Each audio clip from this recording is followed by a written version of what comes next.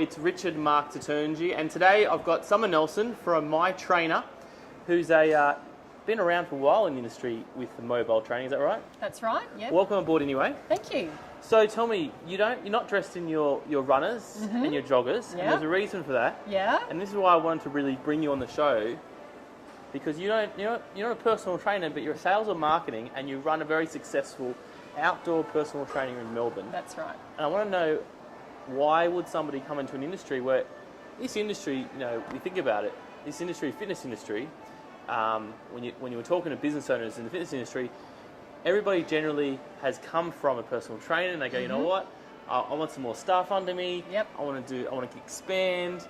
But you did it the other way around. That's right. So I want to sort of interest in your journey and how you got here.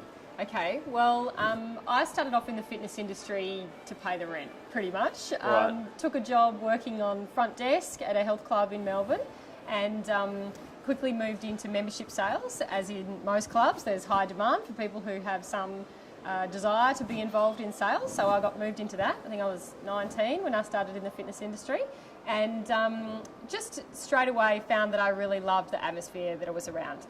Previously, I'd been trained as a dancer before that, so the whole idea of kind of, dancing, aerobics, it was sort of similar. I felt like, okay, yeah, this is kind of my territory, I can handle this. Yep. And then so when I moved into sales, I had some really good training from a number of different organisations and just really loved that side of it, and was lucky enough to be okay at it, to be pretty good at it, and moved around a number of different health clubs. And then I ended up working with the team at Impact Training, the strategic sales and consulting company, and really took what I knew to a new level by learning how to teach sales to other membership consultants. So you're working for sales and marketing with Impact. That's right. And then instead of, I guess, doing something, you basically provide everything sales and marketing, but Yep. also provide the clients as well. That's right. So the main difference, I suppose, is that when I wanted to go into my own business, I'm a third generation entrepreneur, so I always had that desire to go into business for myself. But, I had no desire to go into business in competition with my former employer. They were very well established. They do it pretty much better than anybody else. So I thought, well, I don't want to go and do that. What do I want to do? And we thought, well, who needs the most help when it comes to sales and marketing? And the answer back then, certainly, and still today, is personal trainers. So you still haven't been tempted to be a personal trainer. No. You're still staying down the path of sales and marketing. Yeah. And do you think that's a key to your business success, doing that? I do think so. And the reason being is because unlike virtually every other personal training business out there that's been set up by someone who is a personal trainer, our journey was totally different. We put 2 years into our business systems, all of our sales processes, our website, all of our templates and things like that before we took on any clients or any staff. So it gave us the opportunity to really test the marketplace really well. Yep. And it also meant, from a business model point of view, we were able to price point ourselves to be profitable right from day one, having one client and one trainer, rather than having to sell ourselves at an hourly rate that we thought we deserved. And that seems to be the biggest thing as to why I see that trainers don't succeed, is because their sales ability is below their value as a trainer. Yep. And so they sell themselves too cheaply, hoping that one day they'll be able to put their prices up, and they just never do. And so eventually they end up working themselves out of their They're working business. on that treadmill. Hey, on that treadmill. Absolutely, work on the treadmill. yeah. Work on So the treadmill. I spend all my time working heads up in the business because I'm not ever on the tools. And I did, kind of fleet with the idea about 12 months ago of perhaps going and doing my qualification to kind of add some credibility with my staff. And all my colleagues on the roundtable said, no, never do it. Go and do something else entirely, because you don't ever want to be in the position where you can get back on the tools. Your business will suffer for dangerous. it. It's dangerous. I remember I had a corporate wellness company Yeah. a couple of years ago, and there was a massage therapist short one day. Yep. And they were short, and then I thought, you know what, I know massage. I haven't got a certificate, but I'm sure I can get in there for Have a a day and go. do 15-minute massages. Yep. But it is a danger, so It it's is. like I don't want to ever That's do it. that. So No, that's it. I mean, I do a little bit of presenting from time to time, or Yeah. if we have corporate clients that want, different bits and pieces, I can get in there and do that. And it's a bit of a buzz for me to do that. I still do sales every week in my business, so I'm involved in the day-to-day running of things, but I don't have to go out and train clients, and I don't think I'd be very good at it anyway. you mentioned Round Table. Yes. I'm assuming is that Justin Yes, Sims that's yeah, Round yeah. Table. Now, I know a few, when I see the Round Table, there's a few business owners on it, which are not personally training, but Yep. actually running their business. That's right. Do you think that's been a part of success for you? Yeah, definitely. Look, I think I started on the roundtable in its first one. I missed my first meeting, but I've been to every one since then. So Good I've effort. been involved for 5 years. I'm doing pretty well. And look, all of the businesses, we've had some people that have come in for a period of time while they've needed it and left again, but I just see it as absolutely intrinsic to the success of our business. Every business goes through ups and downs for all sorts of various reasons. I've got a young family, so my energy in the business has varied at different times, and I've had to rely more on my staff and less on myself to do different things. But the roundtable has really kept me really honest all the way through. Yep. Because as a business owner, apart from your bank balance or maybe your husband and wife who's saying, you know, come on honey, the bills need to be paid, we really have very little accountability. And so if you don't have a good accountant that is actually saying to you, all right, well, this is where you should be making, this is your profit percentages you should be hitting, after your tax, after your super, everything else. Well, most accountants don't do that. No, that's They're right. about saving dollars and just do the quarterly stuff. Paying and their that's bills and Yeah. that's it. So the roundtable really does that for us. It Yeah. says this is the benchmarks that you should be aiming for. This is best practice as far as not just the fitness industry but business. And we all have to fess up every month and put in our KPIs, our profitability, That's conversion good. rate. So it's just like being a membership consultant again and having to say, this is what I did. You know, tell me if it was any Yeah, I good. mean, everybody needs accountability, Absolutely. and a lot of business owners don't have accountability. Not at all. Especially in this industry. I mean, Sometimes that's why we go into business for ourselves, because yeah, we don't like we working don't want for the someone else. accountability. You want to get out and do our own thing, but it is important to have that accountability. Yeah. So, how long's My Trainer been up for now? 5 years? Is it? No, Longer? we just had our 9-year birthday. So 2004, we took on our first So client. 9-year birthday, and I do remember 2004 you started, okay? Yes. So I do remember you in that, I guess the core businesses, and what I see about your business is that it hasn't actually changed the model, okay? A lot not of much. trainers are changing the model. They'll introduce boot camps, then they'll go to CrossFit, then they'll go to ladies only, and then they'll Yeah. go to gyms, and they'll go back to outdoors. Yours has really kept the same model. Yeah. What's the secret to keeping the same model, especially, well, I think I found out the secret. Yeah. You're not a trainer, which is probably the first That thing. helps. I'm a lazy marketer, so I don't get sucked into all of the Yeah. other bits and pieces. That's a really good question, actually. Somebody asked me that yesterday, and the answer to me is our core values. I'd been lucky enough to do quite a bit of professional development before coming into the fitness industry, and I still have that as a passion of mine to today, although I don't get to read as much as I would like. But one of the things that really stuck with me in those days, I think it was Tom Hopkins said, you know, if you want to be successful in business or in fact as an individual, you need to be really certain about what your core values are. So as part of our business planning that we did during that 2 years, we determined what are the core values that we're going to have in business. Yep. And so now, once we set those in place, they were in absolute granite. There was no concrete that could have eroded over time. It Okay. was, these are not changing in Right. our business. Perhaps as the marketplace changes, we'll find new ways to approach those core values, but that is what it is. And so when a new trend comes along, whether Yep. it be CrossFit or Zumba or a new product or a yep. new marketing stream like Groupon or, you know, those sorts of high volume, low price things, every single one of those opportunities that comes my way gets measured against our core values. And I hold it up against that. And if it doesn't meet all 5 of my core values, we just don't do it. And so fundamentally, that means that there's not a lot that kind of passes the test in terms of new fads, so we don't get distracted and drawn in other directions. Look, every business can benefit But from do you having... think that, is that a negative, for example, if marketing has changed and you're Yeah. staying one path, is that, Well, is it a bad thing or not? It can be. Well, it could be. I'll give you an example. Our number one core value is honesty. Right. So what that means is that all of our clients pay exactly the same. We charge a joining fee to every single client. We don't discount whether you live in, the outskirts of Okay, town yep. or you live in the inner city and you live in a multi-million-dollar house. Everybody pays exactly the same. Everyone Right. has the same opportunity and policies and procedures. So if a marketing campaign like Scoopon comes along, for instance, Sure. that says you need to sell 20 personal training sessions at $20 each, Yep. and that's 20% of the price of what we normally charge for personal training, Yep. then we will look at that and we go, well, how can we, in all honesty, have our regular clients that pay a certain amount and then offer this super discount to these new people? Does it fit?